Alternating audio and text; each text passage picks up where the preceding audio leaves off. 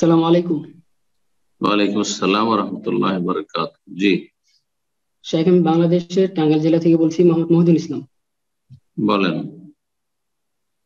যেমন প্রশ্ন হচ্ছে যে অনেকে বলেন ওযুর ফরজ 6টি, আবার কেউ বলেন ওযুর ফরজ 4টি।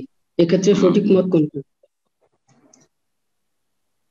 অজুর ফরজ যারা চারটি বলছে তাদের কাছে তাহলে অজু যদি এলোপাথাড়ি করে, আল্লাহ কোরআনে কারিমে যেভাবে বলেছেন ধারাবাহিকতার সাথে ওইভাবে না করে। আল্লাহ আগে বলেছেন ফাগসিলু ওজুহাকুম, আগে তোমাদের মুখমণ্ডল চেহারা ধোও।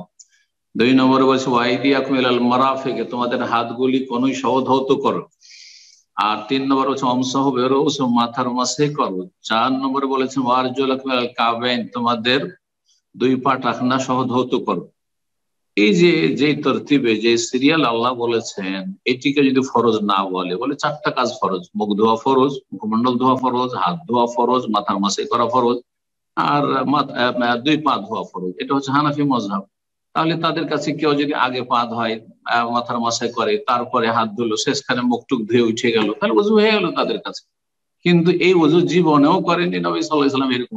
একবার যদি করে দেখাইতেন নবী সাল্লাল্লাহু আলাইহি ওয়াসাল্লাম এরকম এলো পাথাড়ি ওযু, তাহলে বলতাম যে হ্যাঁ চলো জায়েজ আছে, 4টাই ফরজ। তাহলে বোঝা গেল যে 4টি ফরজ নাই, তরতিবটাও ফরজ। সিরিয়াল বজায় রাখা, পর্যায়ক্রম উজু করা, পর্যায়ক্রমে উজু করা, এটি হচ্ছে ফরজ। জি। আর তারপর উজুর মাঝখানে 6 নম্বর হচ্ছে বেশি যেন গ্যাপ না পড়ে যায়। ধরেন উজু করতে করতে কেউ ডাকলো, অথবা একটা কল আসলো, 10 মিনিট ধরে আপনি কল ধরে থেকে গেলেন, উজুর অর্ধেকটা হয়েছে, মুখটা ধোয়া হয়েছে, হাতটা ধোয়া হয়েছে, মাথার মাসে করা হয়নি, পা ধোয়া হয়নি, আর তারপরে এই 5-10 মিনিট কথা বলতে বলতে আপনার আগের অঙ্গগুলি যেগুলি ধুয়েছিলেন সেগুলি শুকিয়ে গেল। পরে যদি শুধু মাথার মাসা আর পা ধুয়ে উঠে যান, উজু হবে? হবে না।